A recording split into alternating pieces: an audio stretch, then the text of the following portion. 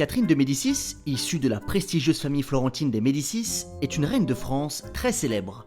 Elle fut l'épouse du roi Henri II, mais aussi régente et reine-mère sous les règnes de ses trois fils, François II, Charles IX et Henri III.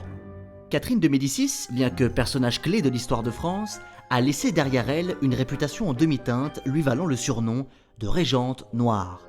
Mais alors, pourquoi l'appelle-t-on comme ça ? La légende de Catherine de Médicis s'est écrite dans le contexte sulfureux des guerres de religion. Au départ, la reine opte pour une position ferme et autoritaire se rangeant du côté de la répression des protestants. Seulement, l'envenimement rapide de la situation va pousser Catherine à revoir son jugement. Sous le règne de Charles IX, elle oscille entre deux positions quasi inconciliables, la tolérance et le conservatisme. Elle tente tant bien que mal de négocier avec les parties prenantes pour instaurer une sorte d'équilibre. Jugée trop dure par les protestants et trop laxiste par les catholiques, elle s'enlise inéluctablement dans cette ambivalence. Ces hésitations pousseront le roi Charles IX à organiser le massacre de la Saint-Barthélemy dans la nuit du 23 au 24 août 1572. L'implication pleine et entière de la reine n'est pas formellement attestée, mais il y a fort à parier qu'elle aurait incité son fils et roi à le faire. Sous le règne de son troisième fils, Henri III, la reine-mère affirme plus que jamais son pouvoir.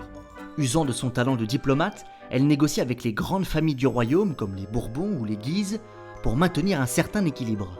Elle tente d'organiser des mariages pour apaiser les tensions et réaffirmer l'autorité royale, qui devient une obsession pour Catherine de Médicis. Elle s'attache à limiter le pouvoir de tous les partis pour éviter le chaos.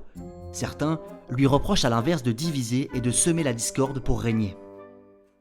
Mais alors, que penser de sa légende noire ? Eh bien, l'image d'une femme despotique, machiavélique et noire n'est pas totalement vraie. Catherine de Médicis était une femme ouverte, très cultivée et soucieuse du bien-être de son royaume. Certains estiment même qu'elle aurait sauvé le royaume de France en proie aux guerres de religion. Elle diffuse également son goût pour les arts et la Renaissance italienne. Cependant, Catherine de Médicis ne cachait pas son côté autoritaire, ferme et conservateur. Son attachement à la stabilité du pouvoir royal l'a certainement poussée à prendre des décisions controversées dans un contexte inédit. Malgré tout, elle reste dans l'histoire comme une personne sombre, despotique, comme une régente noire. Une description bien éloignée de la réalité.